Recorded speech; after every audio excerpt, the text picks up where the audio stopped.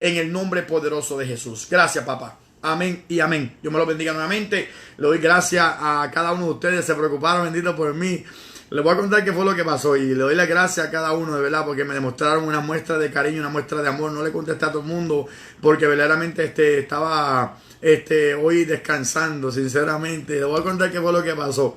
El día de ayer me recosté un ratito porque hoy yo le había pedido libre. Lo que pasa es que estos días, estos meses han estado fuertes en el trabajo mío. Han estado bastante complicados. Yo trabajo en el almacén, yo soy el coordinador del almacén en una de las tiendas Marshall, supuestamente, ¿sabes? Por supuesto, la de aquí de Santurce. Y es bastante fuerte el trabajo del coordinador. El trabajo del coordinador es el que coordina todo lo que entra, se procesa, se saca de las cajas. Y si ustedes vieran cómo viene todo eso, una mezcla de toda la mercancía. Y eso son paletas tras paletas. Y pues se ha estado haciendo bastante trabajo y se ha estado así de lleno.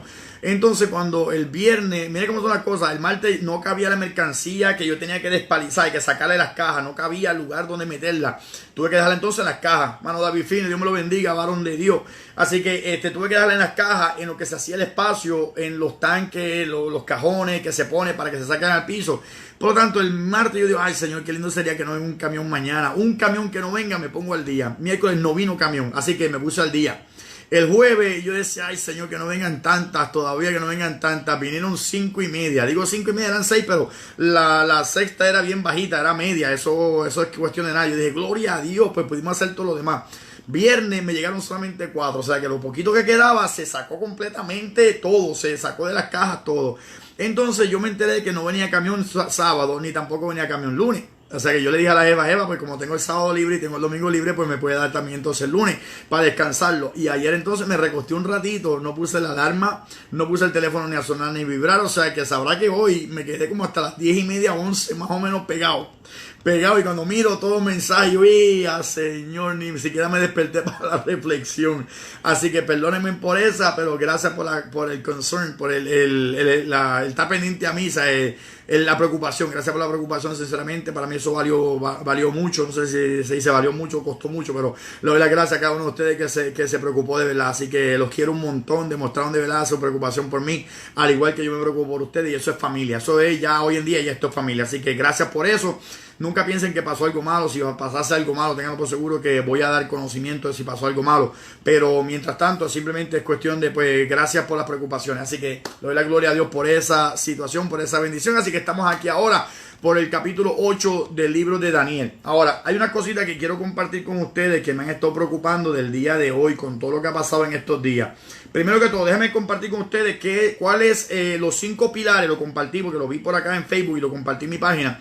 ¿Y cuáles son los 5 pilares de la Reforma Protestante? Como ustedes saben, en el 1517 fue que la Reforma tuvo lugar, donde un hombre, Martín Lutero, estaba enseñando tanto Salmos como Romanos. Se dio cuenta que era solamente por gracia, y ahí fue que hubo entonces la Reforma, lo que se conoce como la Reforma, que en sí es el movimiento protestante, donde empezaron a protestar por ciertas cosas que estaban pasando en lo denominado religión. Así que Martín Lutero y la Reforma llegó entonces a poner 5 pilares, que es lo que se conoce como el sola Christus, sola Scripture, todas estas cositas. Así que le voy a decir ahora mismo cuáles son esos 5 pilares. Número 1 es sola escritura, sola escritura, está en latín. Sola escritura, que significa solamente la escritura de Dios es nuestra autoridad final. O sea, en otras palabras, que la Biblia es nuestra autoridad final. Solo Christus, en otras palabras, que solamente significa que la salvación solamente se puede obtener a través de Cristo. Sola fide, o sea, que solamente por fe. En otras palabras, significa que la salvación solo se puede ser recibida cuando ponemos nuestra fe en Cristo, que fue el que murió por nuestros pecados. Las obras son el producto de nuestra fe. Y las obras son importantes, pero las obras no son lo que salvan. Como también mucha gente está diciendo por ahí que no es por fe, es por obra. O sea, ya ahora mismo, Dios mío, Señor Jesús de Nazaret. O sea, hay tantas cosas que están saliendo por ahí que era necesario que les contara estas cositas. Es sola fide, que es solo por la fe. O sea, que la fe, dice entonces Santiago, muéstrame tu fe por tus obras. O sea, que las obras sí son el producto de nuestra fe. Y la fe sin obra es muerta, pero es la fe la que salva. Es la fe en Cristo que nos salva, y por la fe salvadora en Cristo es que entonces producimos las cosas que tenemos que producir, que son las obras que nos llevan entonces el Espíritu Santo a actuar. Eso es importante porque es el fruto de nuestra fe, pero es solamente la fe es la que nos salva. Sola gratia, ¿cuál es? Está en latín. Significa que la salvación es un don de Dios, es regalo de Dios. Como dice Efesios capítulo 2, dice no por obra para que nadie se gloríe. Dice por fe por gracia soy salvo por medio de la fe, y esto no es de vosotros, esto es un don de Dios, esto es un regalo de Dios. O sea, con otras palabras, la fe en Cristo nos salva. Cuando pongo mi fe en Cristo, Dios derrama su gracia, que su gracia es un don que yo no merecía, es un regalo que a Dios le plació derramar sobre un pecador penitente, o sea, un pecador confeso que se arrepintió y cambió su mentalidad. Pues a Dios le plació entonces derramar ese regalo inmerecido. Eso es gracia, o sea que es solo Escritura, que solo la Escritura es nuestra última y final esta autoridad, solo Cristo, que solamente en Cristo se puede encontrar salvación, solo fide, que es solamente la fe en Cristo Jesús, es la que nos puede salvar del pecado y de la muerte, y sola gratia, que es solamente por gracia, que no es por obra, para que nadie se gloríe. Entonces dice la última es solo Deo Gloria, soli Deo Gloria, que está en latín, soli Deo Gloria. Entonces significa que solamente Dios es merecedor de toda la gloria. O sea, nadie se lleva la gloria, solamente la gloria es para Dios. Como dice la Biblia, yo no comparto mi gloria con nadie. O sea, que habiendo dicho esto, es para que usted lo tenga en su mente. Ya yo lo puse en mi página, pero cuando termine el estudio lo voy a compartir nuevamente para que usted lo tenga claro, que es solamente la Escritura, es solo Cristo, es solo por fe, es solo por gracia, y es solo para la gloria de Dios que nosotros hemos sido salvos. Así que eso es un punto bien importante. Entonces, otro de los puntos que quería compartir con ustedes, como ustedes saben, ahora mismo pues hay un montón de cosas por ahí pasando, donde tengo que compartir con ustedes estas cositas.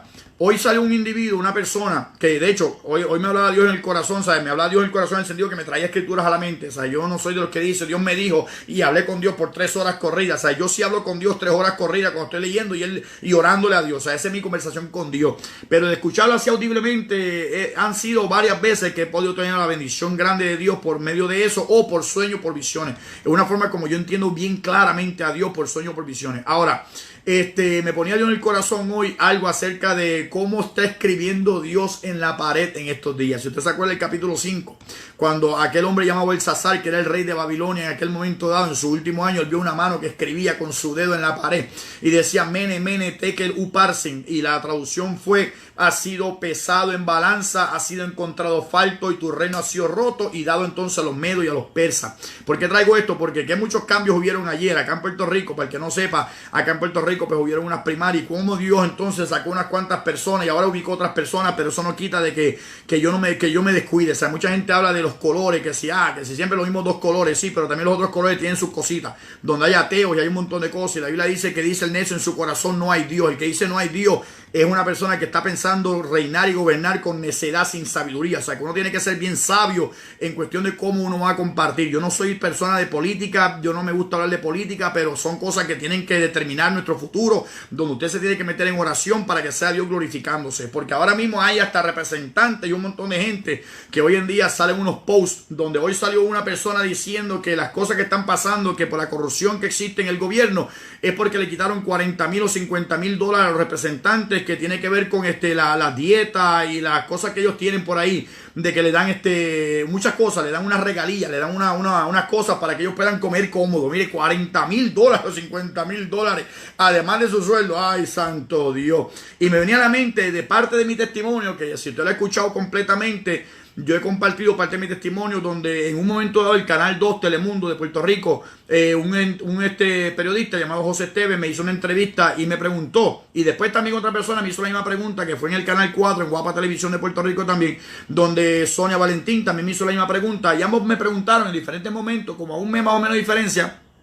Me preguntaron, ya ha salido, ya ahora cristiano, hace como 3, 4 años más o menos. Me preguntaron que si la razón por la cual yo me corrompí, por la razón por la cual yo me quedaba con el dinero, secuestraba gente, quitaba la droga, la vendía en otro sitio, qué sé yo ni qué, era por lo poco que yo cobraba. Y yo le expliqué a la persona, yo le dije, yo sabía cuánto yo iba a cobrar desde el momento en que yo juramenté y yo firmé para ser policía de Puerto Rico.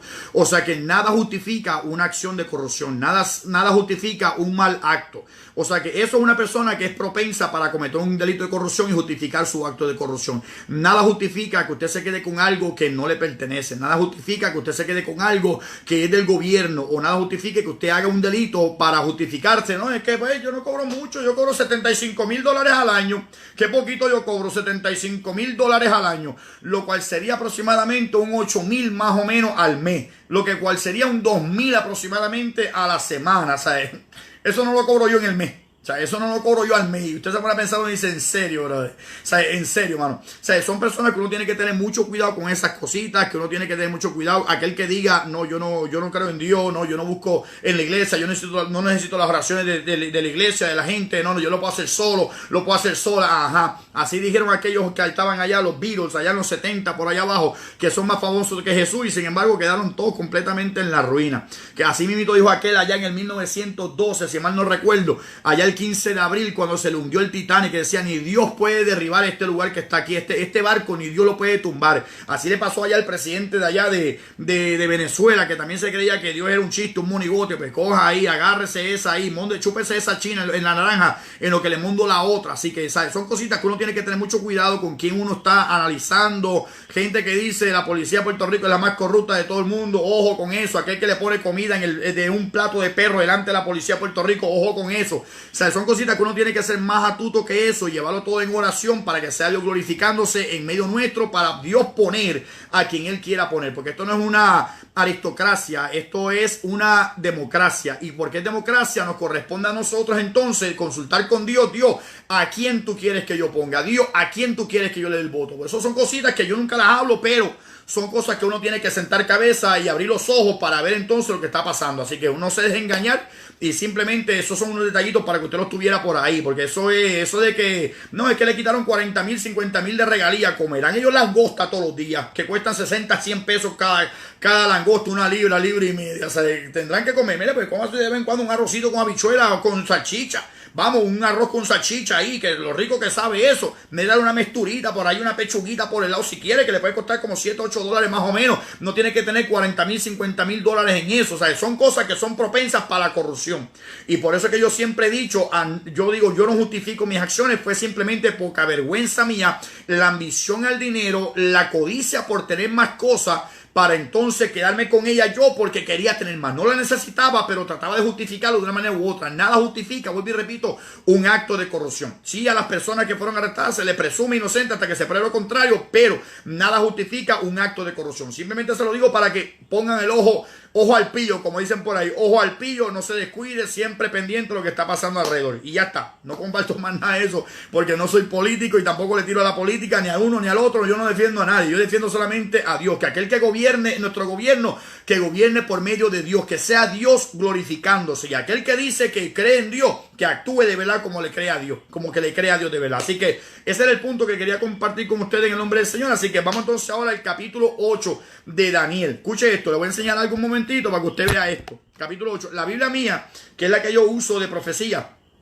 se llama la Biblia de profecía, o la Biblia de estudio de profecía de Tim LaHaye. Muchos de ustedes ya la han tenido, la tienen, la han buscado, la han verificado, y eso es bien lindo y es una Biblia tremenda. Les voy a enseñar cómo esta Biblia tiene la parte al frente, que me encanta.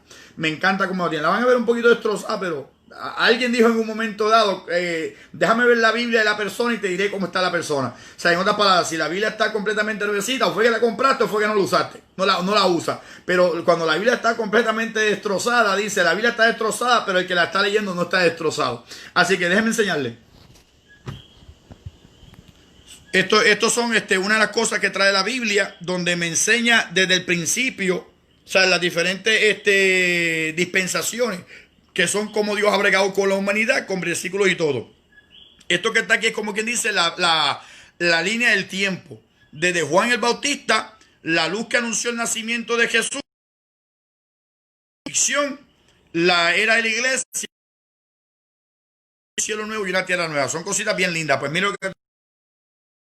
lo de Jerusalén, el tabernáculo, el primer templo, el segundo templo que fue el de Zorobabel, el primero fue el de Salomón, el segundo fue el de Zorobabel, la mezquita de Omar, que es la que está ahí, que es la de los musulmanes, el próximo templo, que es el templo de la tribulación, y el templo milenial, que es el que se va a formar, se va a construir en el tiempo de Cristo. Cuando Cristo venga a reinar en la tierra, pues será otro cantar. Ahora, mire esta parte que está acá. Esta parte que está acá, la estatua de Nabucodonosor, pero quiero llevarlos acá. En esta estatua que está acá, pues se ven todos los diferentes imperios, se ve la era de la iglesia, pero mire esto que está acá. Es el capítulo 7, el león. Pues ahora vamos a tocar entonces el oso con el carnero, que es lo mismo. El otro fue el leopardo con el macho cabrillo. Y el otro fue entonces el macho cabrío que está acá, que es la explicación de esto. Esto que está acá es lo mismo que está acá. O sea, este que está aquí es lo mismo que está acá. Simplemente un poquito más de explicado. Pero me enseña entonces que lo que fue Babilonia, lo que fueron los medo-persas, lo que fueron los griegos y lo que fue Roma. Entonces, por lo tanto, lo que vamos a estar estudiando hoy son estos dos que están acá. O sea, es un papel importantísimo, precioso. O sea, y está esto puesto donde el anticristo y los tiempos de los gentiles, que nos ayuda en estas visiones que están así, por lo menos para poder entender en forma de visual, en forma de dibujo o en forma de retrato, las cositas que estamos hablando. O sea, hoy me puse a buscarlo y mirarlo y decía, mira qué cosa más linda para compartir con los hermanos, para que lo puedan tener. Le voy a tomar fotos para que ustedes la tengan por allá y se la voy a pasar entonces esta noche ahí para que la tengan. Ya extrañaba yo también el compartir con ustedes estas cositas. Pero lo demás en la Biblia dentro, pues ya entonces es profecía. Ya es todo lo que tiene que ver profecía, es todo normal. Me habla de los sacrificios de Israel. O sea, es una Biblia tremenda. Pero en este caso, pues me voy a concentrar en esto que está acá. Babilonia, los medo-persas, los griegos y los romanos. Pero hoy vamos a tocar también entonces en el capítulo 8 el carnero y el macho cabrío, que tiene que ver con estos dos otra vez. El oso que representaba los brazos de plata, el oso es los medo-persas, pues el carnero es los medo-persas. La próxima parte era el pecho y el vientre, que viene siendo Grecia de bronce, y viene entonces siendo leopardo, que también es Grecia. Pues el macho cabrío también representa a Grecia, y eso es lo que vamos a estar viendo en la noche de hoy. O sea que hoy vamos a estar tocando al oso y el leopardo, que son los medo-persas y los griegos, pero en una forma diferente, un carnero y un macho cabrío. Así que este es el tema que vamos a estar tocando en el día de hoy. O sea que representa los próximos dos reinos de esta manera: los brazos de plata, el vientre de bronce, que eran los medo-persas y los griegos. Lo mismo el oso y el leopardo, que eran los medo-persas y eran los griegos. Y ahora entonces el carnero y el macho cabrío también, los medo-persas y los griegos. Así que eso es lo que vamos a estar tocando en la noche de hoy. O sea que hoy entonces vamos a tocar ese puntito bien importante que tiene que ver con esos dos reinos. O sea, ¿en qué año está Daniel? Es importante entender en qué año está Daniel. No se me vaya, déjeme ponerle el cargador.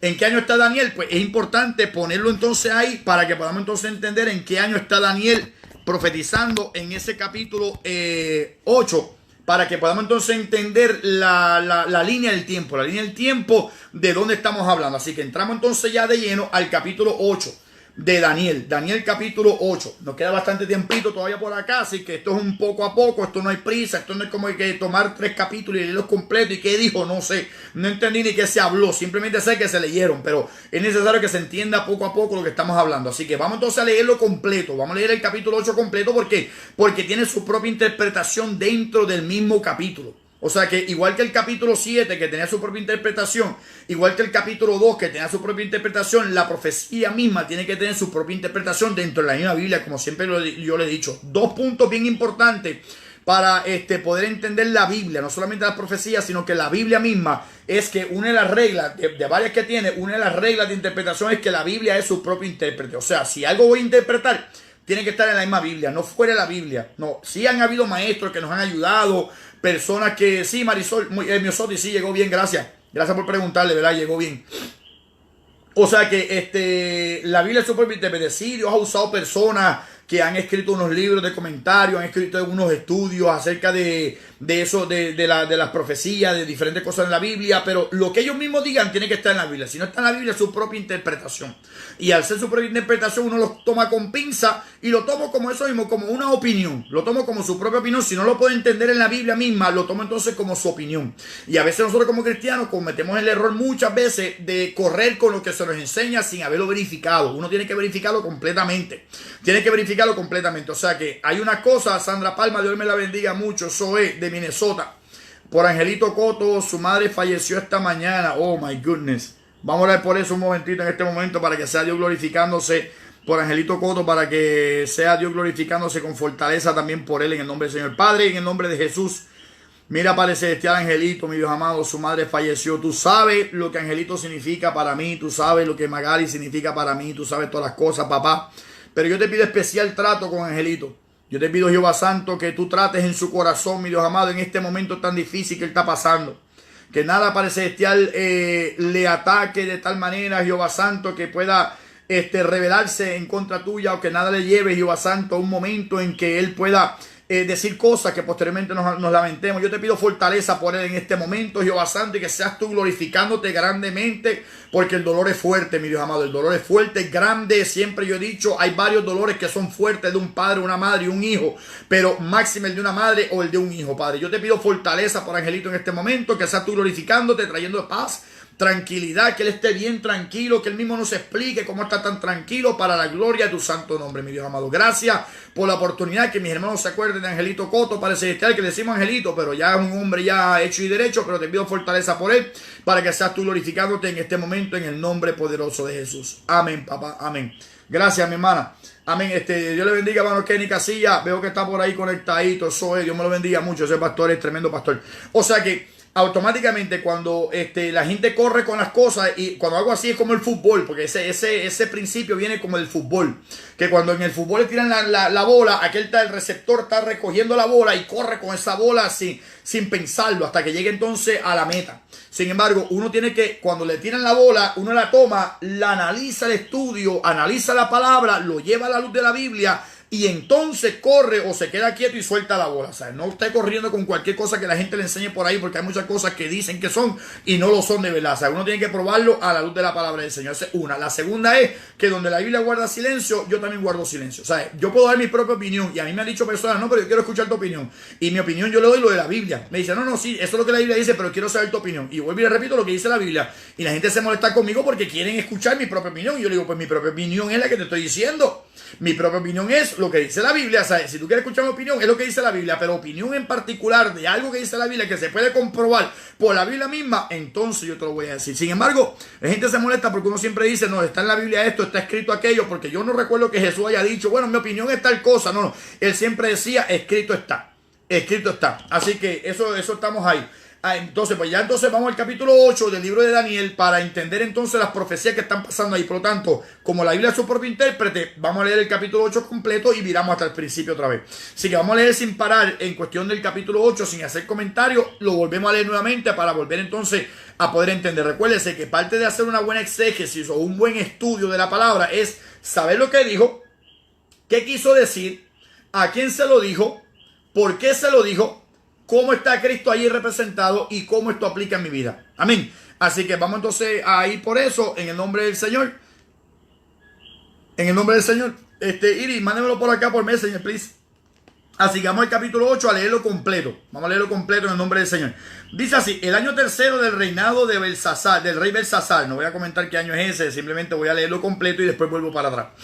Dice: en el año tercero del reinado del rey Belsasar me apareció una visión a mí, Daniel, después de aquella que me había aparecido antes. Vi en visión, y cuando la vi, yo estaba en Susa, que es la capital del reino, en la provincia de Elam. Vi pues en visión, estando junto al río Utai. Alcé los ojos y miré, y he aquí un carnero que estaba delante del río. Y tenía 2 cuernos, y aunque los cuernos eran altos, uno era más alto que el otro. Y el más alto creció después. Vi que el carnero hería con los cuernos al poniente, al norte y al sur. Dice, y que ninguna bestia podía, o sea, ningún reino, podía parar delante de él, ni había quien escapase de su poder. Y hacía conforme a su voluntad y se engrandecía. Dice el 5. Mientras yo consideraba esto, he aquí un macho cabrío venía del lado del poniente sobre la faz de toda la tierra, sin tocar tierra. Y aquel macho cabrío tenía un cuerno notable entre sus ojos. Y vino hasta el carnero de 2 cuernos que yo había visto en la ribera del río. Y corrió contra él con la furia de su fuerza. El 7 dice: y lo vi que llegó junto al carnero, y se levantó contra él y lo hirió, y lo quebró sus 2 cuernos, y el carnero no tenía fuerza para pararse delante de él. Lo derribó por tanto en tierra y lo pisoteó, y no hubo quien librase al carnero de su poder. El 8. Y el macho cabrío se engrandeció sobremanera, pero estando en su mayor fuerza, aquel gran cuerno fue quebrado, y en su lugar salieron otros 4 cuernos, notables hacia los 4 vientos del cielo.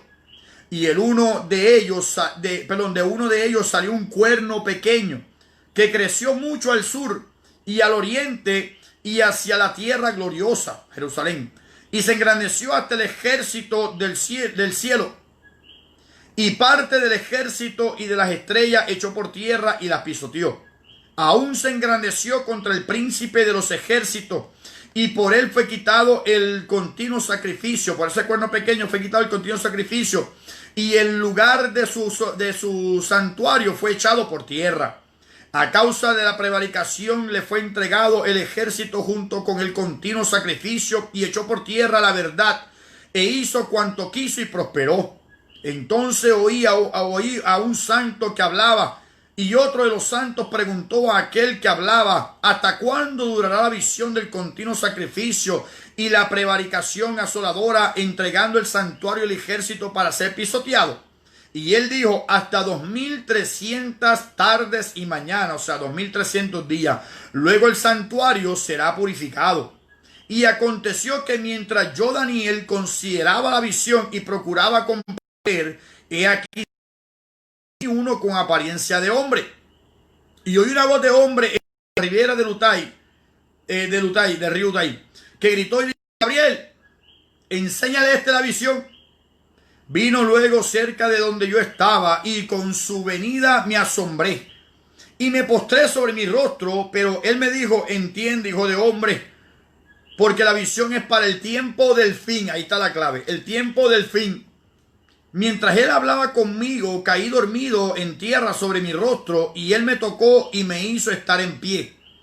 Y dijo: he aquí, yo te enseñaré lo que ha de venir al fin de la ira, porque eso es para el tiempo del fin. En cuanto al carnero que viste, que tenía 2 cuernos, estos son los reyes de Media y de Persia. Pues da la interpretación.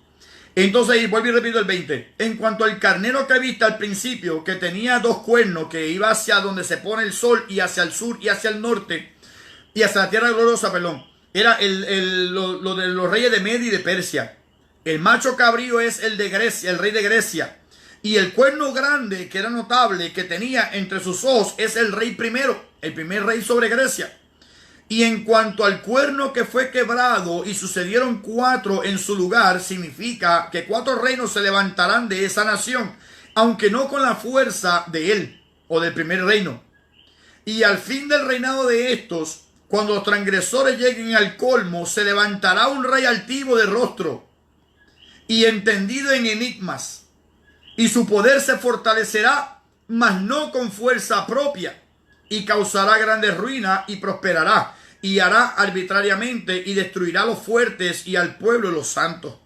Con su sagacidad hará prosperar el engaño con su mano, y en su corazón se engrandecerá y sin aviso destruirá a muchos. Y se levantará contra el príncipe con P mayúscula de los príncipes, pero será quebrantado, aunque no por mano humana, no por ser humano alguno. La visión de las tardes y las mañanas, que fueron 2300 días, que se ha referido, es verdadera. O sea, son tiempos de verdad. Y tú guarda la visión, porque es para muchos días. Y yo, Daniel, quedé quebrantado y estuve enfermo algunos días, y cuando convalecí, atendí los negocios del rey, pero estaba espantado a causa de la visión y no la entendía. Eso fue lo que leímos. ¿Qué dice? Ya está dicho. Ahora, ¿qué quiso decir? Vamos entonces ahora a la segunda parte de una exégesis. O sea, la segunda parte de una exégesis, como le dije cuando estábamos estudiando acerca de cómo preparar un mensaje, el exégesis es entonces ahora desmenuzar completamente cada artículo de ese pasaje con el contexto. Conociendo entonces qué estaba pasando en ese tiempo, a quién se le escribió, por qué se le escribió, qué quiso decir, qué dijo, cómo representa esto en mis tiempos. O sea, todas esas cositas son muy importantes para poder entenderlo. Así que ya entendimos entonces lo que dice. Ahora vamos a entender qué quiso decir, incluyendo el tiempo en la historia que cae entonces este capítulo 8. Así que recuérdense: papel en mano, libreta, bolígrafo y lápiz, o lápiz, y compártalo con alguien más para que también sea edificado cada persona que lo pueda leer y lo pueda entender. Así que el capítulo 8 entonces ahora lo leemos con más calmita. Lo leemos con más calmita, donde vamos entonces a empezar a desmenuzar poco a poco lo que está diciendo ese capítulo completo. Dice así el capítulo 8. En el año 3 del reinado del rey Belsasar, me apareció una visión a mí, Daniel, después de aquella visión que me había aparecido antes. ¿Cuándo? La del capítulo 7. Vaya al capítulo 7 nuevamente, en el versículo 1. capítulo 7, versículo 1.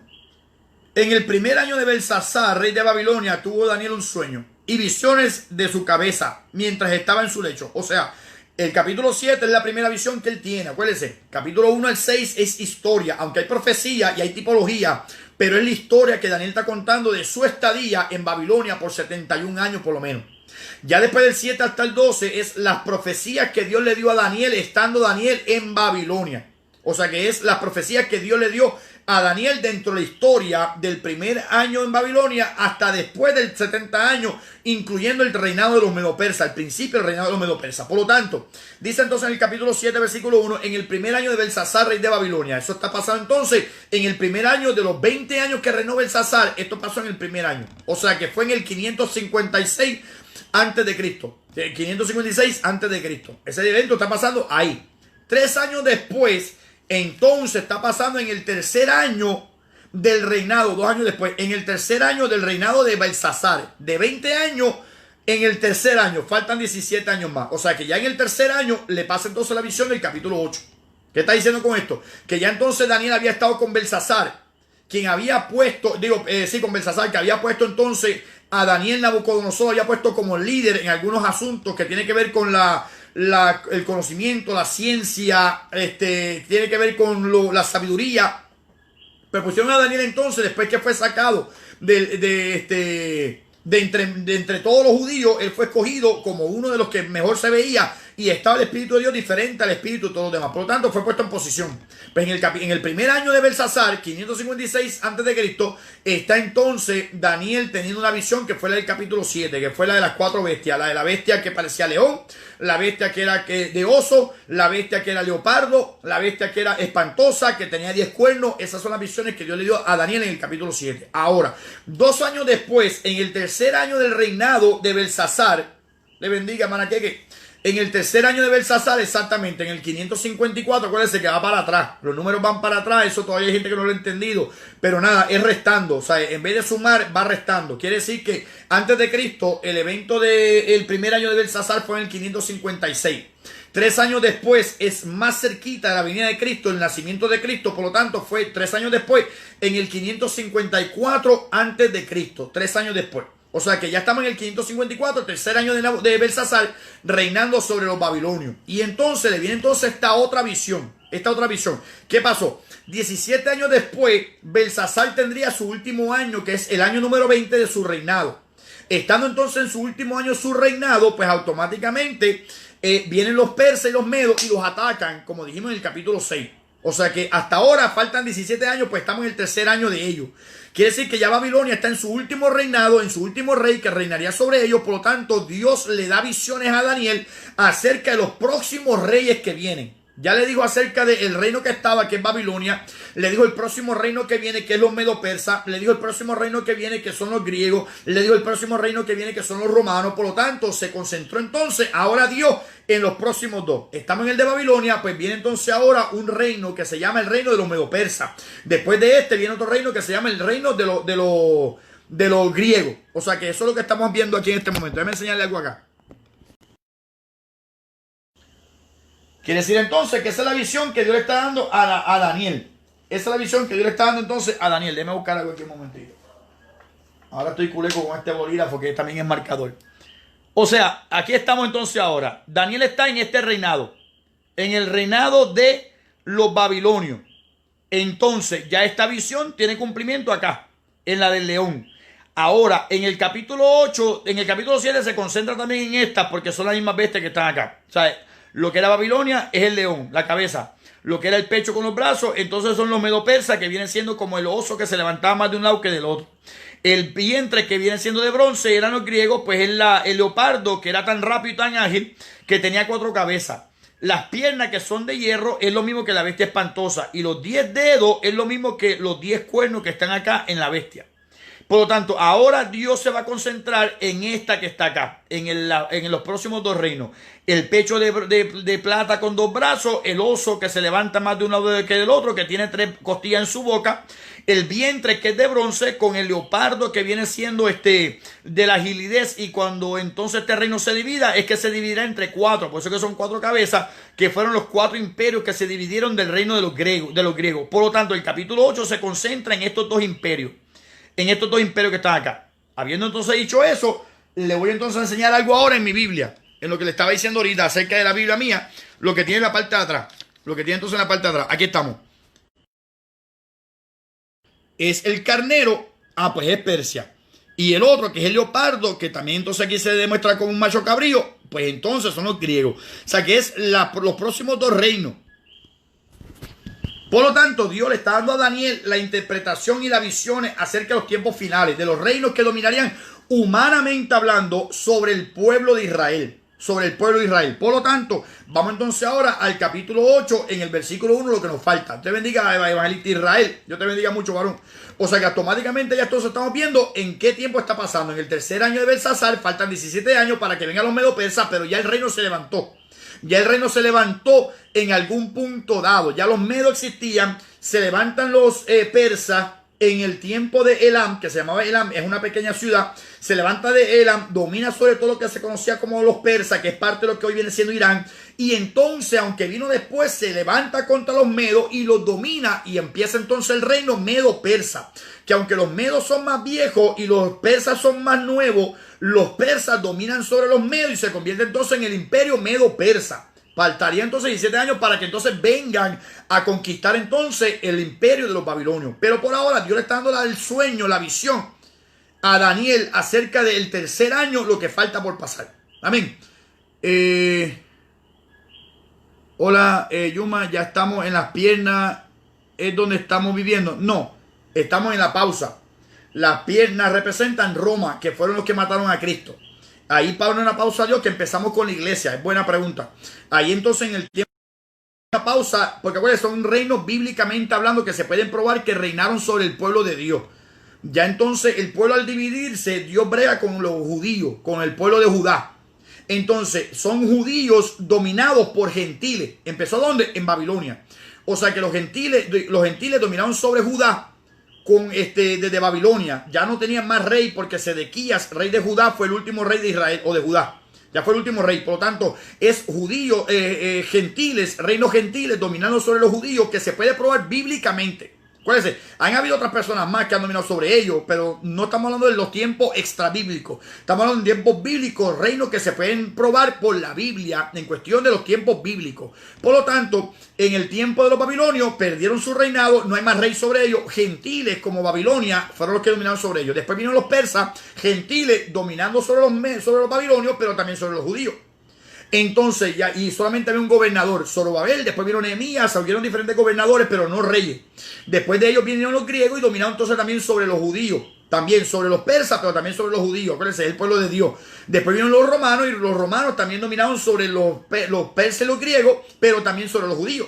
Por eso es que en tiempo de los romanos, en el Nuevo Testamento, Mateo, Marco, Lucas y Juan, y el libro de los Hechos, usted va a ver que los romanos están dominando. Tienen un gobernador que se llama Pilato. Por lo tanto, ya son gobernadores reinando sobre ellos, porque los gentiles están dominados sobre ellos bíblicamente hablando. Dios pone una pausa porque está bregando ahora con la iglesia. Pero el trato de Dios con Israel no se ha acabado. Simplemente le puso una pausa en lo que bregaba Dios con la esposa del Cordero, con la esposa de Cristo, con la iglesia del Señor, con el templo del Espíritu Santo, que es la iglesia del Señor, que somos nosotros que hemos creído en Cristo como único Salvador, hasta el arrebatamiento. En el arrebatamiento nos vamos con Cristo y Dios sigue bregando con Israel. Por eso es que Israel ya es nación. Ya tiene Jerusalén como capital, ya tienen el templo que lo quieren construir, ya tienen a los levitas que quieren empezar a hacer sacrificio. O sea, hay tantas cosas que están pasando, que están anunciando a la iglesia. Ya Dios está a punto de cerrar el telón con la iglesia, llevarse la iglesia para empezar entonces a bregar con Israel. ¿Qué tiempo estamos viviendo ahora mismo? La pausa. Estamos en la pausa del reloj profético de Dios, que es bregando con Israel. Aunque ya se está preparando el ambiente, todavía no se está manifestando de que Dios todavía, ese pueblo sigue siendo, Dios está bregando con ellos como nación, como tal. No, está preparando el terreno para él bregar con ellos como nación. Falta un reino más para que gobierne sobre ellos, que son el anticristo y su reino.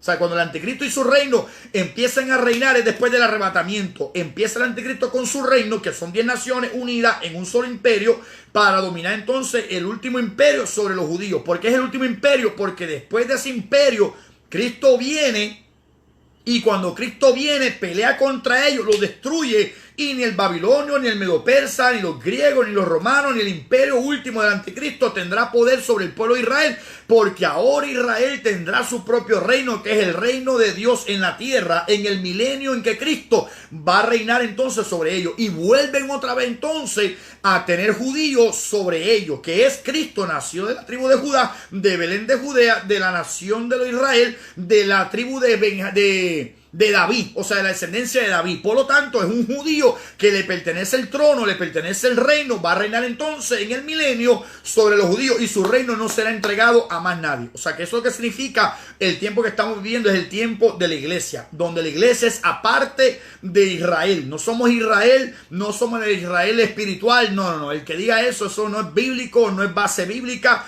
Hay profecías que son solamente para Israel y para Israel nada más. Y hay profecías que son para nosotros como iglesia de Dios. Amén. Dios le bendiga, Pastor Gregorio. Dios le bendiga de Venezuela. Dios me lo bendiga mucho, varón. Lo quiero mucho.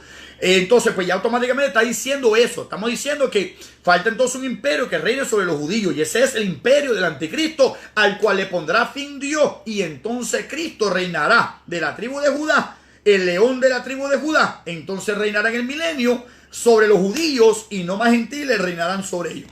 O sea, que eso es lo que se refiere a esto. Y en el capítulo 8 se concentra entonces en dos reinos, que es el reino de los medo-persas, que es el próximo de Babilonia, y el próximo de los persas, que son los griegos. O sea, que se va a concentrar el capítulo 2 en esos dos reinos, el reino de los medo-persas y el reino de los griegos. Pero dentro de esos reinos también se concentra en el último imperio, que es el imperio del final. Acuérdense, a Daniel le llama la atención todos estos reinos, pero lo más que le llama la atención siempre a Daniel es lo del tiempo del fin. ¿Quién le pone la inquietud de saber acerca de los 10 dedos? Dios. ¿Quién le pone en la mente de inquietarle más allá o de importarle más todavía los 10 cuernos? Dios. ¿Quién entonces le mete en la cabeza de que se concentre en el cuernito que va a salir por ahí? Dios. ¿Por qué? Porque se trata del último imperio antes de que Cristo venga. El tiempo del fin se refiere al tiempo en que Cristo le pondrá fin a los reinos humanos reinando sobre Israel. Eso es lo que significa con el tiempo del fin. A veces decimos, estamos en los tiempos finales. ¿Los tiempos finales de qué? Estamos en los últimos días. ¿Los últimos días de qué? Estamos viviendo los tiempos postreros. ¿Los tiempos postreros de qué? Los tiempos postreros para que Dios entonces empiece a bregar con Israel como nación. Eso es lo que se refiere con el tiempo del fin. El tiempo del fin, los tiempos postreros, los últimos días, está diciendo que le queda poco para Dios entonces empezar a bregar con Israel, para sentarse en el reino, para reinar sobre Israel como el próximo judío reinando sobre ellos, y acabar con los reinos humanos reinando sobre Israel. Es el reino de Cristo reinando en la tierra sobre Israel. El tiempo del fin. A eso se refiere eso. Por lo tanto, en el capítulo 8 se concentran dos imperios que son los próximos, porque estamos en el tercer año de Belsasar, que todavía es de Babilonia. Le faltan 17 años para ponerle fin. Pero Dios ya levantó el próximo imperio, aunque no se ha manifestado como el imperio más grande que existía.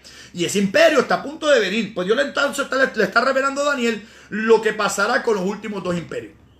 Digo, con estos próximos dos imperios. Dice así entonces el capítulo 8, versículo 1. Esto está poderoso. No se crea que estoy así de fácil, de pasadita y ya está, y lo entendimos y se acabó. Hay que coger todo esto con mucha calmita, poquito a poquito, y estudiarlo con calma, palabra por palabra, si está en pasado, presente o futuro, si está en singular o plural, si está en primera, segunda, tercera persona. Todo es importante. Cada color, cada material, cada animal, cada bestia, cada cuerno, cada cosa es importante al momento de estudiar no solamente la Biblia, máxime las profecías.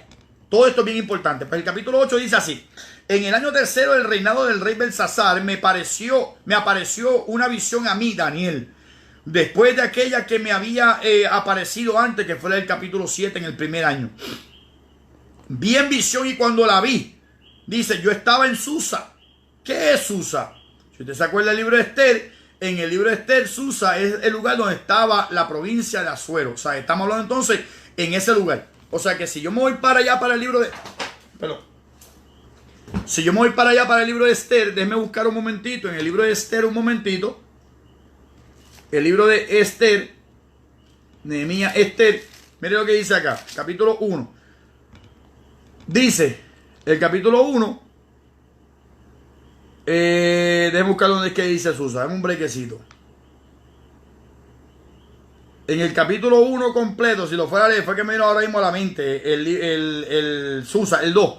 Del 1 al 2. Capítulo 1 del 1 al 2. Dice, aconteció en los días de Asuero, el Asuero que reinó desde la India hasta Etiopía. Esto ya es persa, ya estos son los persas. Todavía los persas no se han manifestado allá en el tiempo de Daniel. Todavía no, los persas no han llegado todavía.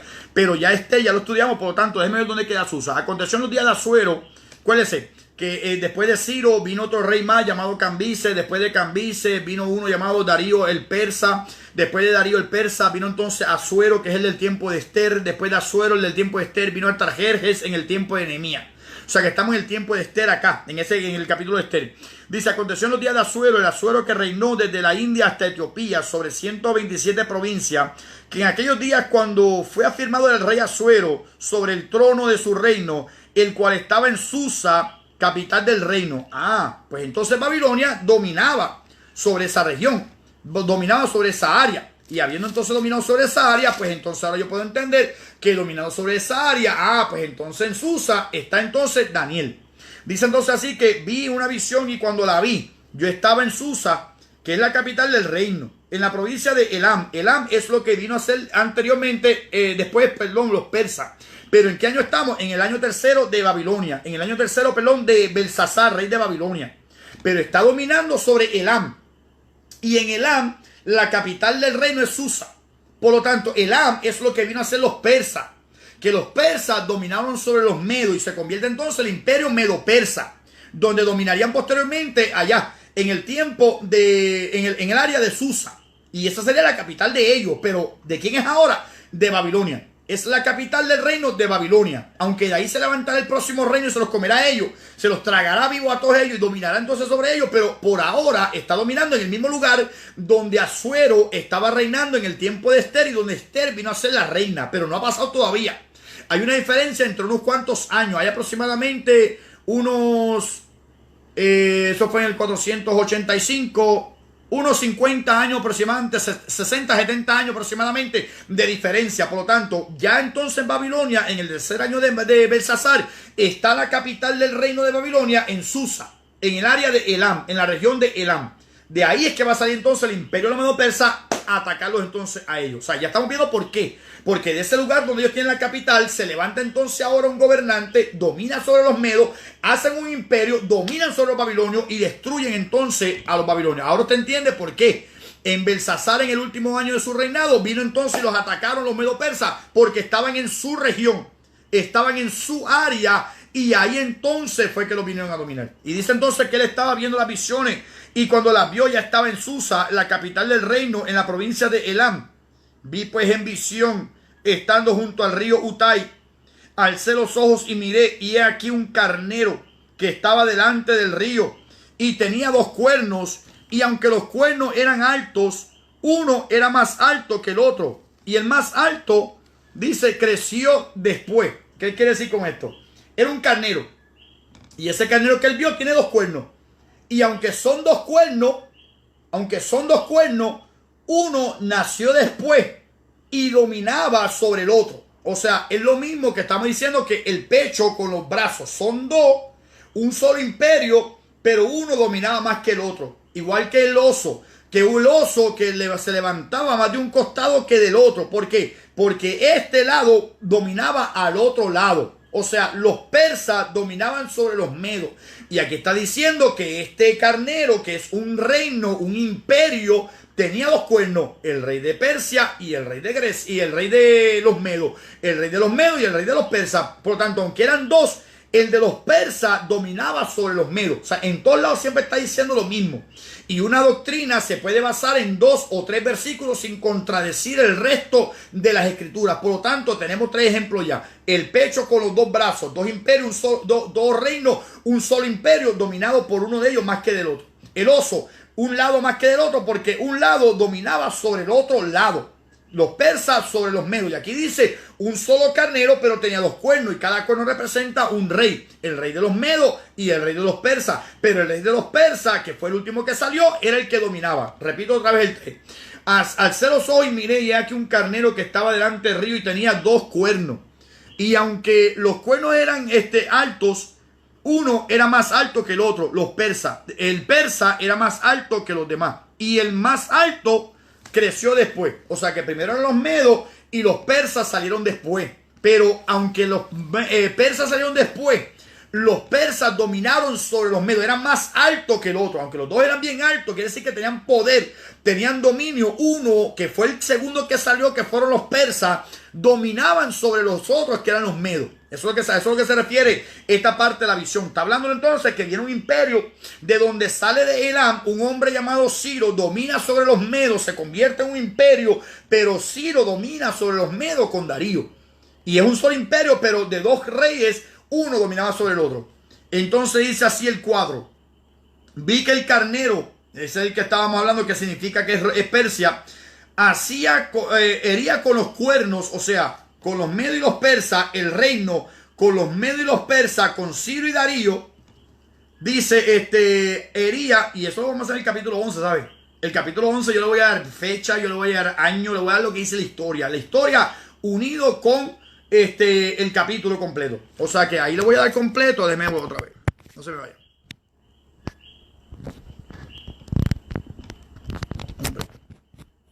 Ok, ahora, el capítulo 11, le voy a enseñar qué yo hice. Este es el capítulo 11. Este es el capítulo 11. Si usted nota, mire esto. Capítulo 11, lo que pasa fue que lo hice en inglés. Porque esto fue de un libro que yo hice de cómo no llegó la Biblia en inglés. No lo tengo en español, lo tengo en inglés. Pues mire esto, el capítulo 11 dice, also I, y pongo entre paréntesis, ¿quién es ese I? El que tenía la apariencia como hijo de hombre. Dice, en el 5º año de Darío el Medo, y yo, dice, me paré para confirmar y fortalecerlo a él. ¿A quién? A Miguel. O sea, le pongo nombre, le pongo fechas, miren las fechas aquí, dentro del capítulo 11, versículo 1, 2, 3, por ahí para abajo sigue. La segunda página, la tercera página, hasta llegar hasta el último versículo de Daniel capítulo 11. O sea, cuando lleguemos al capítulo 11 le voy a decir de quién está hablando. Cuando dice yo me paré, ¿yo quién? Yo, el que tiene apariencia como de hijo de hombre. ¿Me paré delante de quién? Delante de Miguel. O sea que toda esa cosita le pongo el nombre para que usted lo tenga. Lo que pasa es que tengo que traducirlo, pero eso fue un libro que yo escribí también en la prisión de cómo no llegó la Biblia por estudios bíblicos. Así que eso es otro estudio más que también le puedo compartir después. Por lo tanto, eso, en este caso le estoy diciendo quién es que se trata. Se trata entonces de un reino conocido como un carnero, que es los medopersas, donde con los dos cuernos hería. Quiere decir que con el rey Darío y con el rey Ciro, ambos reyes en un solo imperio conocido como el carnero, en este lugar estaban hiriendo a todo el mundo. O sea, estaban conquistando todo lo conocido y todavía lo por conocer. O sea que dice entonces el versículo 4, vi que el carnero hería con los cuernos, o sea, con Darío y con Ciro, hacia el poniente, hacia donde se pone el sol, al norte y al sur. Igual que el leoso, que tenía tres costillas en la boca, que dominaba hacia el oeste, hacia el norte y hacia el sur. Y se le dijo, levántate y devora mucha carne. Por lo tanto, conquistó lo que fue de Babilonia, conquistó hacia Lidia y hacia el norte, y conquistó hacia Egipto y hacia Arabia Saudita, toda esa parte hacia el sur. O sea que es lo mismo, es el mismo imperio, de otra forma de decirlo. Acuérdense, algo que parezca como de dos formas diferentes, con una misma interpretación, pues es una visión de parte de Dios. Amén. O sea que, Ana, Dios le bendiga. Eso es. Dice entonces ahora, dice, y vi que el carnero hería con los dos cuernos al poniente, al norte y al sur, como el oso con las tres costillas. Y que ninguna bestia, o sea, ningún reino podía pararse delante de él. ¿Delante de quién? Delante del carnero, que representa el imperio medo-persa. Dice, ni había quien escapase de su poder, y hacía conforme a su voluntad. Y se engrandecía, o sea, el imperio medo-persa, no había quien se parase delante de ellos.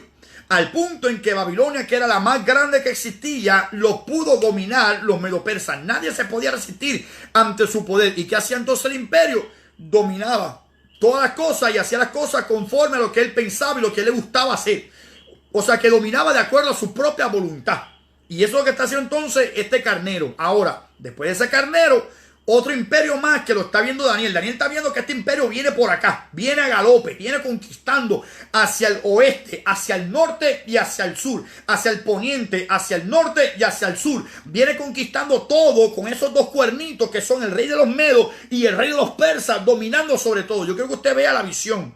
La visión es un carnero y ese carnero venía dominando, conquistando todo. O sea, de Irán, lo que hoy en día es Irán, conquista Irak, conquista hacia el norte y conquista hacia el sur. Toda esa área está conquistada por el imperio medo-persa. Ahora, mientras va conquistando a galope, mientras va conquistando todo, que duró bastante tiempito, duró como aproximadamente unos 200 años más o menos, el imperio de los persas. Por lo tanto, mientras seguía conquistando y cuando estaba con más fuerza, se enfrentó a otro más. Miren entonces lo que dice ahora el versículo 5. Mientras yo consideraba esto, acuérdense, usted lo ve de un versículo para otro, pero hay como 200 años entre medio. Hay como 200 años aproximadamente entre un capítulo y otro capítulo. Digo, entre un versículo y otro versículo.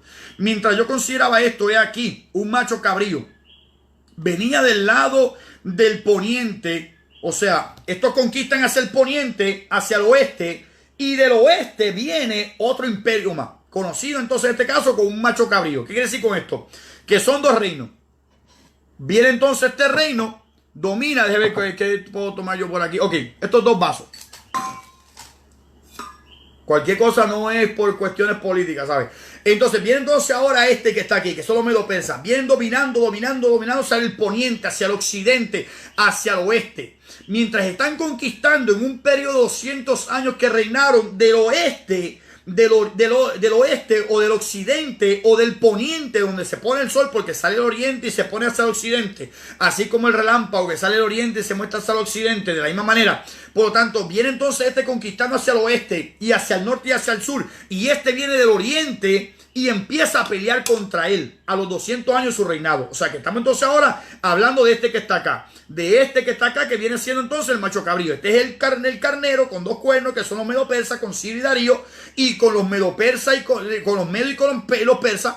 Pero viene entonces el oriente, otro más. Viene entonces el oriente, otro reino más, a pelear contra ellos. Como que dice, sigues conquistando, te enfrentaste a mi papá, aquí tú no pasas. Eso es lo que está refiriéndose este pasaje que está aquí en el versículo 5. Dice, mientras yo consideraba esto, he aquí un macho cabrío que venía del lado del poniente, o sea, del occidente o del oeste, sobre la faz de la tierra, de toda la tierra, sin tocar tierra. O sea, que venía hacia galope, venía corriendo tan rápido que no tocaba piso. Cuando este venía conquistando, este venía también de igual manera a pelear contra el carnero, el macho cabrío contra el carnero. O sea, él lo está viendo de una manera como bestias, como animales. Pero en la vida real es que mientras iban los medo-persas conquistando, se encuentran con uno que venía tan rápido que no le pudieron hacer frente y lo dominó. O sea que este, que no había reino que se dominara contra ellos, vino uno que lo dominó entonces a ellos. ¿A quién se refiere? Vamos a seguir leyendo. Dice entonces así. Mientras yo consideraba esto, he aquí un macho cabrío que venía del lado del poniente sobre la faz de toda la tierra, sin tocar tierra. Y aquel macho cabrío tenía un cuerno notable entre sus ojos. O sea, que mientras estos venían conquistando por 200 años, de repente se levanta este imperio que está acá. Y este imperio que está acá, de repente le hace frente y dice que el macho cabrío tenía un cuerno bien notable a la parte de al frente. ¿Quién entonces es ese cuerno de ese imperio? Para entender quién entonces es ese imperio, lo que hay es que volver otra vez a ver acá atrás. Después de los persas, que era también el oso, que viene siendo el carnero, ¿quién fue entonces el que vino? El vientre de bronce, que era Grecia. El leopardo con 4 cabezas, que era Grecia. Pues ¿quién entonces es el macho cabrío? Grecia. O sea, que entonces ahora el reino de los medo-persas se están enfrentando al reino de Grecia que viene del oeste. Mientras ellos van conquistando, hasta ahí llegaste, 200 años de conquista, llegó entonces ahora un reino que se llaman los griegos con un cuerno notable. ¿Quién entonces es ese cuerno notable? El cuerno notable era el primer gobernante de ellos, que se conoció como Alejandro el Grande. O sea que Alejandro el Grande es el primer cuerno en el imperio griego que se peleó contra el macho cabrío que venía, pero contra el carnero que venía conquistando todo, que eran los medos y los persas. Pues los griegos se enfrentaron a ellos con Alejandro el Grande y pelearon contra ellos y los conquistó. O sea que entonces ahí es que empieza entonces a reinar el imperio de los griegos, el imperio de Alejandro el Grande. Escucha lo que dice entonces el próximo versículo, el 6. Y vino hasta el carnero de 2 cuernos, o sea, vino contra el imperio de los medo-persas, que yo había visto en la ribera del río, y corrió contra él con la furia de su fuerza. Y lo vi que llegó junto al carnero y se levantó contra él y lo hirió y lo quebrantó sus 2 cuernos. Y el carnero no tenía fuerzas para pararse delante de él. Lo derribó por tanto en tierra, lo pisoteó y no hubo quien librase al carnero de su poder. O sea, que cuando el imperio de los medo-persas estaba dominando, el imperio de los griegos se estaba levantando. Por lo tanto, mientras estaban los reyes de los medos y los reyes de los persas dominando, cuando se enfrentan entonces a los griegos, de los de Grecia viene el imperio que no tocaba tierra, o sea, de lo ágil que era como leopardo, de lo rápido que fue ese imperio de Alejandro el Grande, que en 12 años conquistó lo conocido y lo más conocido todavía, o sea, lo que ya se conocía como imperio y conquistó más allá todavía. Pues Alejandro el Grande entonces domina sobre estas personas y los conquista, los quebranta, y del reino de los medo-persas dejaron entonces ya de existir como gran imperio. Fue dividido y no hubo nadie que le ayudara a los medo-persas. Por lo tanto, dejó de existir el imperio medo-persa y entonces domina el imperio de los griegos. O sea, esa es la visión que está teniendo Daniel, que Dios le está revelando lo que está a punto de pasar después del imperio de Belsasar. Entonces dice el versículo 7, dice... El 7 dice, y lo vi que llegó junto al carnero y se levantó contra él y lo hirió y le quebrantó sus 2 cuernos, o sea, el líder de los medos y el líder de los persas. Y el carnero no tenía fuerza para pararse delante de él, fue quebrantado. Lo derribó por tanto en tierra y lo pisoteó y no hubo quien librase al carnero de su poder. No había quien ayudara al imperio de los medo-persas, por lo tanto dejaron de existir como imperio. El 8 dice, y el macho cabrío se engrandeció, o sea, el imperio griego se engrandeció sobremanera, pero estando en su mayor fuerza, aquel gran cuerno fue quebrado, y en su lugar salieron otros 4 cuernos notables hacia los 4 vientos del cielo. Quiere decir que cuando los griegos dominan a los medo-persas, el cuerno notable que era Alejandro el Grande, que fue quebrado, o sea, murió, y después de su muerte, su reino se dividió en 4 partes. En 4 partes. ¿Por qué? Porque sus 4 generales, como dijimos ayer en el capítulo 7 de Daniel, que dice que cuando el primer rey que decía que fue entonces muerto, entonces él dividió su reino entre los 4 generales que él tenía. Cada cabeza de leopardo representa un general. O sea que cada general se quedó con una parte. Entre ellos estaban 2 mejores o 2 más importantes, que son Seleuco, que dominó sobre el área de Siria y Asiria y Irak e Irán, esa área de allá. Y el que entonces dominó sobre Egipto y sobre lo que se conoce como Arabia Saudita, viene entonces a dominar lo que se conoció como el gobernante de él, que se llamó Ptolomeo, o sea, otro general. Eran 4 generales, pero la isla se concentra en 2. El rey del norte, que viene siendo Seleuco, que dominó sobre Siria y sobre esa área, y el rey del sur, que dominó entonces sobre Egipto, conocido como Ptolomeo. O sea, Ptolomeo contra el Seleuco siempre tuvieron guerra. Son 4 emperadores o 4 generales que a la muerte de Alejandro el Grande, su reino se divide entre esos 4 generales. Uno hacia Macedonia, otro hacia Mesopotamia, otro hacia el área de Siria y esa región de por ese lado, y otro hacia el lado sur, que era Egipto y lo que se conoce hoy en día como Arabia Saudita, peleando siempre por la tierra de Palestina, peleando siempre por la tierra de Israel para conquistarla. A veces la conquistaban los Seleucos, que son los de Siria, a veces lo conquistaban los de Egipto, que son los de Ptolomeo. O sea, era una guerra constante por la tierra santa, por la tierra de Israel, que estaban esos 2 reinos siempre constantemente peleando. Pues a esos 2 se refiere, y a esos 4 se refiere el capítulo 8 del libro de Daniel, donde cuando muere entonces Alejandro el Grande, el cuerno notable, salieron entonces 4 cuernos adicionales, que son los 4 generales, como en la visión de Daniel 7, que era un leopardo con 4 cabezas, que a la muerte de Alejandro el Grande se dividió su reino entre los 4 generales. Pues los 4 cuernos que salen son 4 generales que dominaron sobre el reino de los griegos en un momento dado. En un momento dado, exacto, gracias Rodríguez. Exactamente, la Seleucida, que son los Seleucos, sea, esa es la descendencia de los Seleucos que reinaron entonces en esa área, exactamente, Mesopotamia y lo que se conoce como Asia Menor, que viene siendo Mesopotamia en el tiempo de hoy. O sea que esa área la conquistó él. Y el área sur, que fue lo que hoy se conoce como Arabia Saudita, que eran madianitas antes y eran los de Saúl, edomitas, y eran lo que se conoce hoy en día como Egipto, dominaron entonces los Ptolomeos. O sea, esos son 4 generales.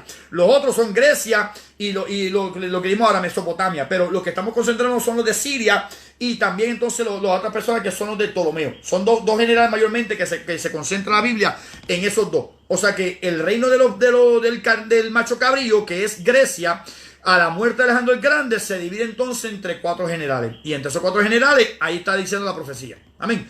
Así que seguimos entonces hasta ahora. El versículo 8. El macho cabrío se engrandeció. El macho dice, ok, ¿qué? Encontré 4 imperios después de la muerte de Alejandro: Egipto, Ptolomeo, Siria, Seleucida, Macedonia y Pérgamo, otros 2 más. Exacto, ok. Me faltaron 2, ¿qué? Me faltaron 2. 4 generales que dominaron. Macedonia, está bien, que son griegos, y Pérgamo, exacto, que es Asia Menor. Esos son los 4 sirios. Egipto, Ptolomeo, Siria, Seleucida, que eso es lo que los Seleucos. Yo le digo Seleuco porque Seleucida es descendiente de Seleuco. Pero para que no se me confundan con Seleucida, pues Seleuco, Ptolomeo, otros 2 más que también que también eran generales de él, que también dominaron sobre él en algún momento dado. Uno sobre Macedonia y otro sobre Pérgamo. Amén. Así que son estas cositas que está dividido entonces el reino después de la muerte de Alejandro el Grande. Y eso lo está viendo Daniel en su visión. Y el 8 dice: el macho cabrío se engrandeció sobremanera, pero estando en su mayor fuerza Alejandro el Grande, aquel gran cuerno fue quebrado, o sea, murió, y en su lugar salieron otros 4 cuernos, que son los 4 generales, de los cuales se dividió el reino de Alejandro. Y entonces dice: notables hacia los 4 vientos del cielo. Y de uno de ellos salió un cuerno pequeño que creció mucho hacia el sur y al oriente y hacia la tierra gloriosa. O sea, de todos esos que están ahí, hubo uno que me llamó la atención, dice Daniel. Daniel dice: uno me llamó la atención, que fue uno que creció mucho, que creció hacia el sur, hacia el oriente y hacia la tierra gloriosa. O sea, hacia lo que conocemos hoy en día como Irak, como Irán, conocemos también hoy como Siria, y se fue dirigiendo entonces hacia lo que se conoce como la tierra gloriosa, que es lo que se conoce como la Palestina, o como lo que se conoce como Israel. Entonces dice, ese fue el que le llamó la atención a Daniel. Dice: y se engrandeció, ¿quién? Ese rey. Se engrandeció hasta el ejército del cielo, y parte del ejército y de las estrellas echó por tierra y los pisoteó. Aún se engrandeció contra el príncipe de los ejércitos, y por él fue quitado el continuo sacrificio, por el rey que se levanta del área de Siria, que conquistó también el oriente, que fue lo que se conoce como Irak o Irán. Se conoce esa área de acá ahora, que es lo que se conoce como Mesopotamia. Toda esa área de ahí se la conquistó. La conquistó también entonces hacia el sur, que era la área que le correspondía a él anteriormente, y también sobre la tierra gloriosa de ese general, o de ese gobernante ahora, de ese rey que desciende de los Seleucidas o de Seleuco. Se levanta ese gobernante que dominó sobre esa área y se levantó contra Dios, blasfemando contra Dios, hasta el punto en que por él mismo, por ese gobernante, fue quitado el continuo sacrificio, y echó por tierra la verdad, pisoteó la verdad, e hizo cuanto quiso y prosperó. O sea que el tipo estaba altivo, el tipo estaba soberbio, y el tipo hizo todo lo que quiso, y lamentablemente prosperó. Entonces dice el 13: entonces oí un santo que hablaba, y otro de los santos preguntó a aquel que hablaba: ¿hasta cuándo durarán las visiones del continuo sacrificio y la prevaricación asoladora, entregando el santuario y el ejército para ser pisoteado? ¿Cuánto tiempo durará? Desde que se empieza a ofrecer el sacrificio, él quita el sacrificio, y hasta que entonces se santifica otra vez el templo. ¿Hasta cuándo? ¿Cuánto tiempo durará todo esto? Hasta que todo el ejército del cielo sea pisoteado. ¿Cuánto tiempo Dios va a soportar esto? Y él le dijo: hasta 2300 tardes y mañana. O sea, 2300 días en el calendario judío. Está hablándole a los judíos, por lo tanto es el calendario judío. Le está diciendo 2300 tardes y mañana. Acuérdense que el día de los judíos empieza en la tarde y termina en la mañana, en cuestión de todo el día, de noche y de día. Fue la tarde y la mañana un día, fue la tarde y la mañana otro día. O sea, tarde y mañana es una forma de referirse mientras no hay sol y cuando hay sol, un día. Cuando se va el sol y cuando venga el sol, 2 días. O sea, son 2300 tardes y mañana 2300 días. A eso se refiere. O sea, que le está diciendo, va esto a acontecer durante un periodo de 2300 días, desde el momento en que esta persona quite el continuo sacrificio. O sea, haya sacrificio, se quita el sacrificio, hasta que se han pisoteado el ejército del cielo y se santifique el templo. Van a haber 2300 días. Y cuando Dios dice 2300 días, no pone lugar a duda a que se pueda aseverar, o sea, una aseveración, una opinión. No hay break, no hay espacio para opiniones humanas, no hay espacio para que nadie pueda pensar o decir lo que ellos quieren hacer. No hay ninguna forma de hacerlo. Por lo tanto, dice entonces así que son 2300 días. Y dice entonces así el versículo 14, y dijo 2300 tardes y mañana, luego el santuario será entonces purificado. Y aconteció que mientras yo, Daniel, consideraba la visión y procuraba comprenderla, he aquí se puso delante de mí uno como con apariencia de hombre. O sea, Daniel está escuchando y dice, ok, viene el carnero con 2 cuernos, los medos, los persas. Los persas dominan sobre los medos, un imperio que dominó hacia el occidente, hacia el norte y hacia el sur. Poca, Dios te bendiga. Hacia el norte, hacia el sur y hacia el oeste dominó, pero se enfrentó con el macho cabrío, que viene entonces siendo los griegos, con Alejandro el Grande, el cuerno notable. Cuando el cuerno notable se rompe, que murió, salieron 4 cuernos adicionales, que son los 4 generales en los cuales se dividió el reino de los griegos, donde de esos hubieron 2 que mayormente estaban en pelea, que lo vamos a considerar más allá en el capítulo 11, que eran los que dominaron sobre Egipto, que son los Ptolomeos. Ptolomeos con P, la P es silenciosa, como psiquiatría, como psicólogo, esas palabras que vienen con la P que no se menciona acá. Usted no dice psicología, psicólogo, psiquiatra, o sea, usted dice psicólogo, psiquiatra, psicología, Ptolomeo con P, pero la P es silenciosa. Por lo tanto, dominaron en el sur, en Egipto. Ahora, en el otro lugar, en el otro lado, dominaron entonces los Seleucos. Seleuco es uno de los 4 generales que se dividió el reino de los macedonios o de los griegos.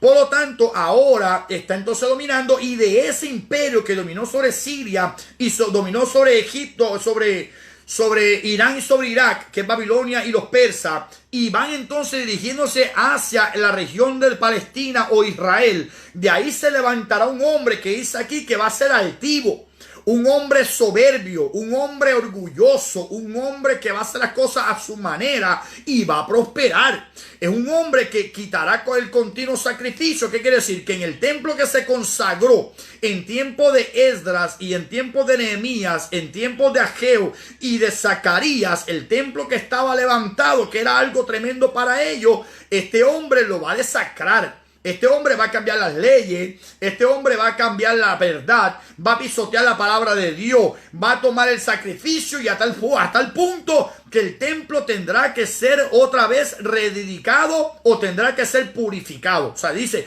¿cuánto tiempo entonces tardará desde que el continuo sacrificio esté hasta que se quite, hasta que tenga que ser purificado? Le dicen 2300 días tienen que pasar desde ese momento que venga ese hombre altivo y soberbio hasta que el templo sea santificado. Tienen que pasar 2300 días, y 2300 días en el calendario judío son 6 años y medio. Casi 7 años. Eso es bien importante. 6 años y 6 meses. Cuando el pueblo esté sacrificando, de repente tienen que parar el sacrificio, sacan el sacrificio, no se ofrece más sacrificio, y este individuo hace algo que tiene que entonces el templo purificarse. ¿Cuánto tiempo tardará? 2300 días desde que eso pase. Esto tiene doble referencia. Doble referencia quiere decir que pasó en un momento dado y va a pasar otra vez.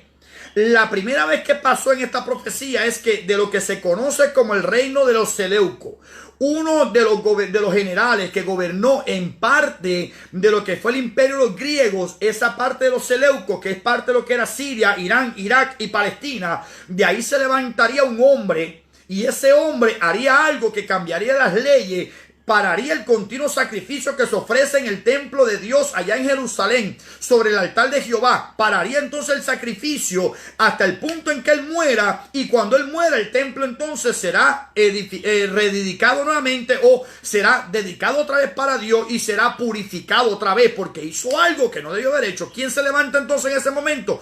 Un hombre que se levanta en el año 175 antes de Cristo. Hubo un hombre que después de toda esta historia se levanta este hombre llamado Antíoco.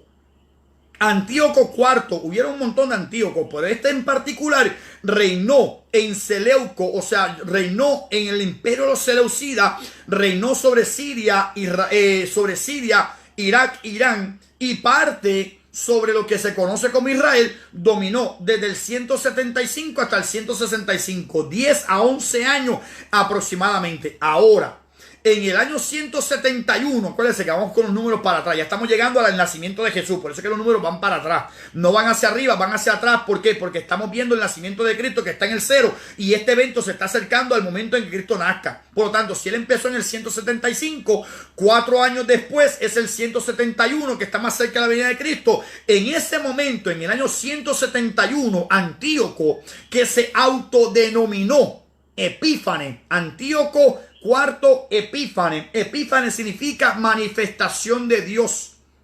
Él se proclamó: yo soy Antíoco, la manifestación de Dios en la tierra. ¿Le suena a alguien? Ok, le suena a alguien. Vamos entonces a ver más para allá. Entonces, cuando este hombre en el 171, en su 4º año de su reinado, llega entonces a Jerusalén, que él odiaba a los judíos. Este es un hombre que tiene un espíritu, ¿qué? Un espíritu antisemita. Un espíritu anti-israelita, un espíritu anti-judío, un espíritu anti-hebreo, anti-pueblo de Dios, conocido hoy como un espíritu anticristo.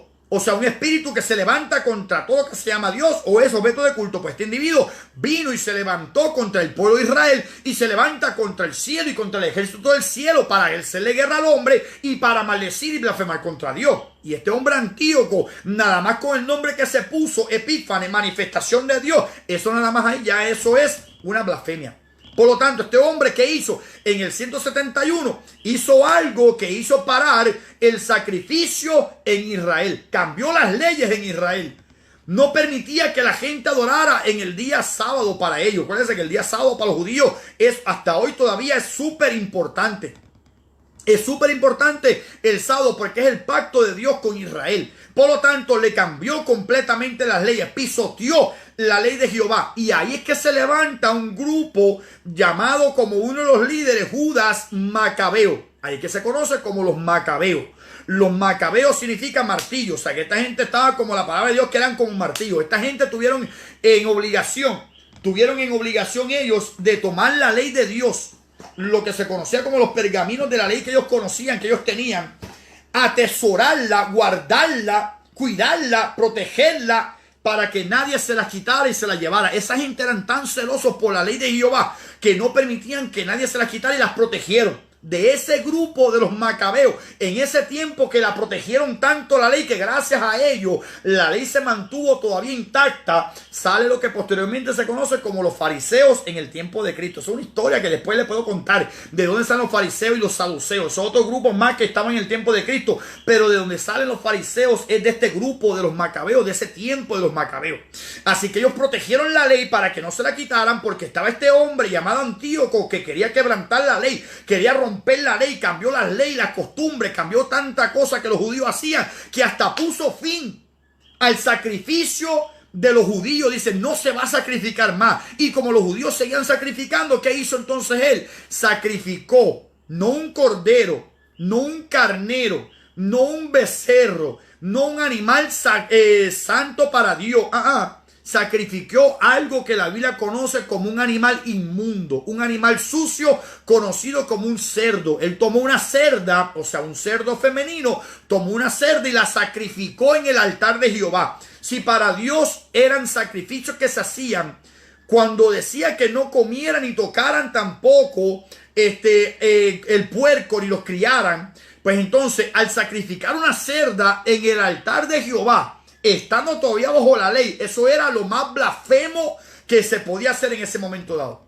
O sea que Antíoco tomó una cerda, sacrificó la cerda en el altar de Jehová, como diciendo lo más inmundo para ti, lo más sucio para ti. Toma, te sacrifico. ¿Qué está haciendo este hombre? Provocando a Dios a ira.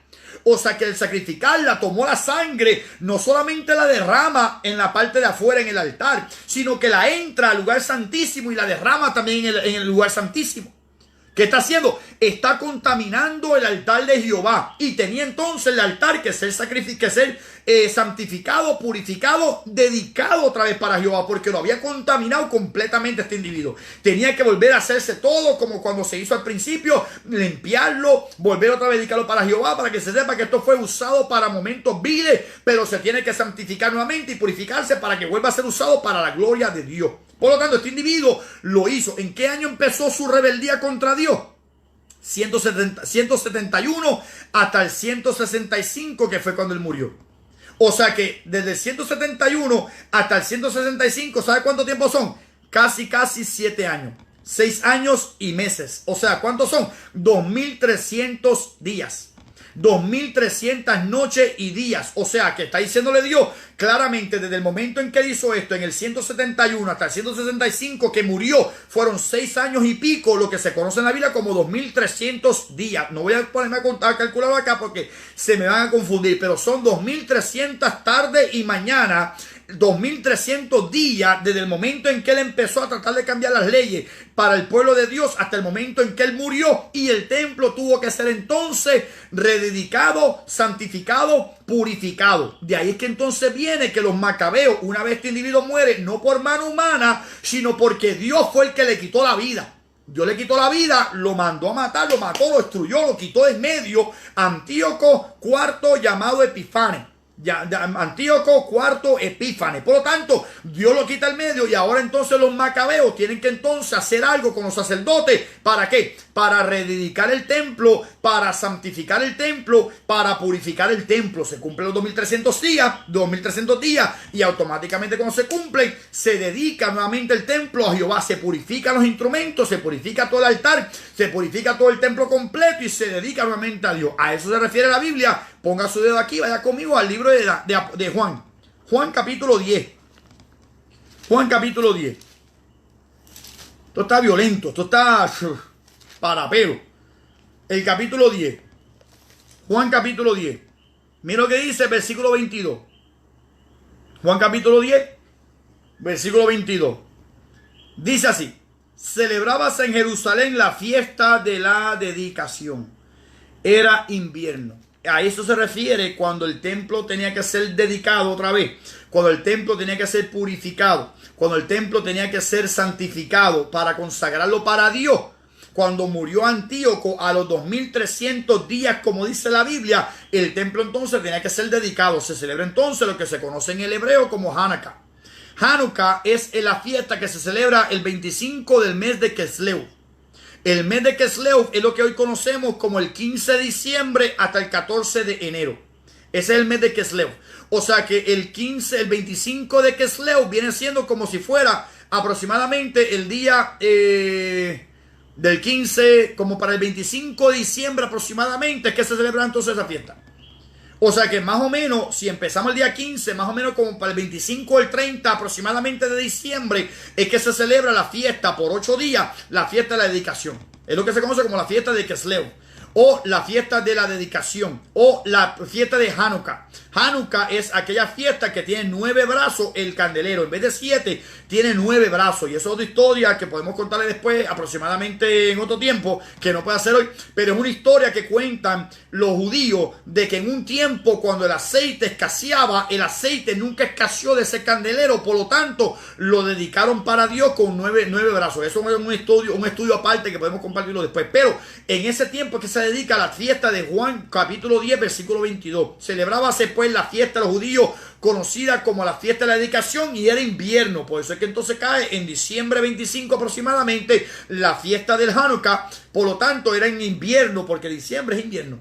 Y esa es la fiesta que ellos, cuando dedicaron otra vez el templo, ahí sale otra fiesta más. O sea, ya tenemos la fiesta de la Pascua, tenemos la fiesta de los panes sin levadura, tenemos la fiesta de las primicias, tenemos la fiesta de Pentecosteo de la semana, tenemos la fiesta de las trompetas, tenemos la fiesta de la expiación, tenemos la fiesta de los tabernáculos. En tiempo de Esther, cuando los judíos fueron libertados, se celebra la fiesta del Purim, que es la fiesta de la suerte, y se celebra entonces ahora la fiesta de la dedicación, que es cuando dedicaron nuevamente el templo, después que Antíoco lo desacró completamente, lo contaminó sacrificando una cerda en el lugar santísimo de Dios, y tuvo que entonces, después de su muerte, volver otra vez nuevamente a ser reedificado, a ser rededicado, en lo que se conoce como la fiesta de la dedicación. La fiesta de la dedicación. Gracias, Ibe. Uno por cada día, un brazo por cada día, 9 días, 8 días, pero de uno hasta el otro son 9 días, desde el 1 hasta el 8º día, contando el 1 y contando el 8º son 9 brazos. O sea que automáticamente ya vemos de dónde viene entonces esa fiesta. Cuando los macabeos se pararon firmes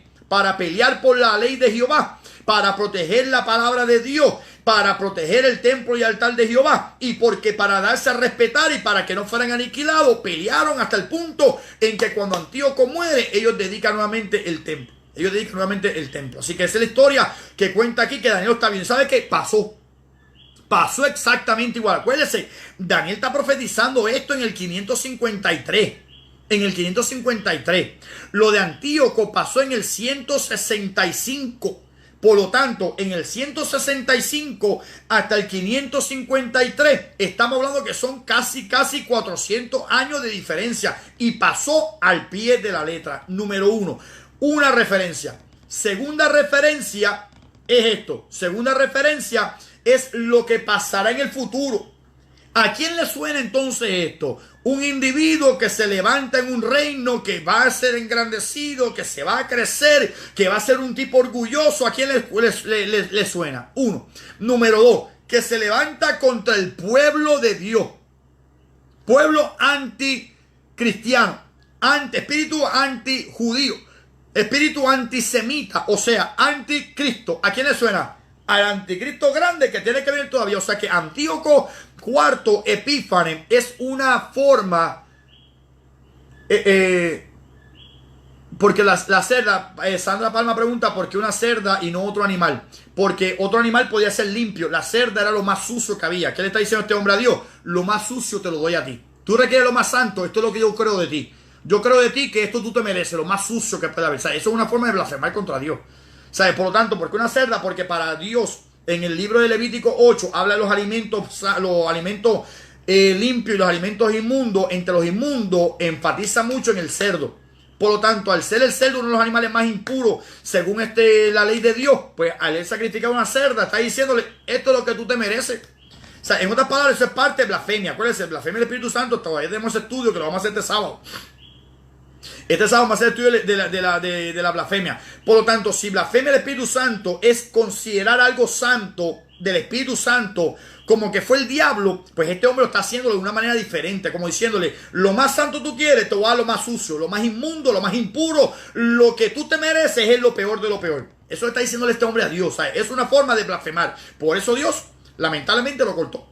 No le dio break porque no tuvo break de oportunidad de arrepentirse porque había cometido la blasfemia. Por lo tanto, al ofrecerle a Dios esto, con su actitud, su corazón estaba revelando lo que había en su acción, estaban revelando lo que había en su corazón.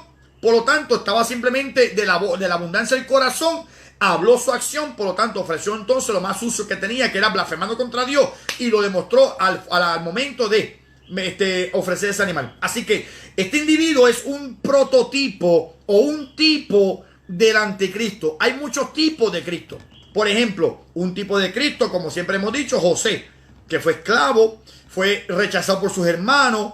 Judá lo vendió, 20 piezas de plata, estuvo como esclavo, como siervo, cayó preso, levantaron calumnias contra él, testimonio falso, cayó entonces ahora en una condena, pero Dios lo exaltó y lo puso como el segundo al mando de toda la tierra. Pues Jesús igual, Jesús vino a la tierra, rechazado por su pueblo, los suyos vino, los suyos no recibieron, vendido por Judas en vez de Judá, vendido por 30 piezas de plata en vez de 20 piezas de plata, puesto como siervo, estuvo en la cárcel la noche anterior, fue acusado falsamente, estuvo entonces muerto, después Dios lo exalta y lo pone como segundo al mando. Moisés, tipo de Cristo. David, tipo de Cristo. Pues hay muchos tipos de Cristo, pues hay muchos tipos de anticristo. Y en este caso, Antíoco, que no menciona el nombre aquí, pero lo menciona en la historia, automáticamente es un tipo del anticristo. ¿Qué quiere decir con esto? Que lo mismo que hizo este individuo, lo va a hacer también el anticristo, pero a mayor escala en los últimos días. Por eso es que la visión es para los últimos días. O sea que se cumplió ya, para que se vea de la misma manera como tú estás viendo que este individuo se manifestó, se va a manifestar uno en los últimos días. Y de eso vamos a hablar el día de mañana. Así que nos quedamos en el capítulo 8, versículo 15. Mañana seguimos el 16 para comparar entonces ahora a este individuo, que lo que pasó, compararlo entonces con el anticristo, bíblicamente hablando. Bíblicamente hablando. Amén. Así que ya entonces mañana seguimos entonces con lo próximo, con la próxima revelación, que es la segunda cumplimiento, o sea, doble referencia, la segunda referencia. La primera es esta, se cumplió ya. Esta parte se cumplió antes de Cristo, unos 200 años aproximadamente antes de Cristo, 175, pero para redondearlo, unos 200 años antes de Cristo ya pasó esto. Ahora, falta entonces que venga nuevamente la segunda referencia, el segundo cumplimiento en el gran anticristo, que se autodenominará yo soy Dios manifestado, el anticristo. Y de eso vamos a hablar mañana. ¿Por qué? Porque a Daniel le llamó la atención ese individuo. Pues ya lo cumplimos hasta ahora. Ahora mañana cumplimos la segunda parte, que es lo que todavía falta por cumplirse. Ya le di a usted lo que se cumplió. Ahora mañana vamos a hablar de lo que falta por cumplirse, que es el anticristo grande, que es el anticristo de los últimos tiempos, que es el que se va a manifestar. Así que lo dejamos hasta aquí.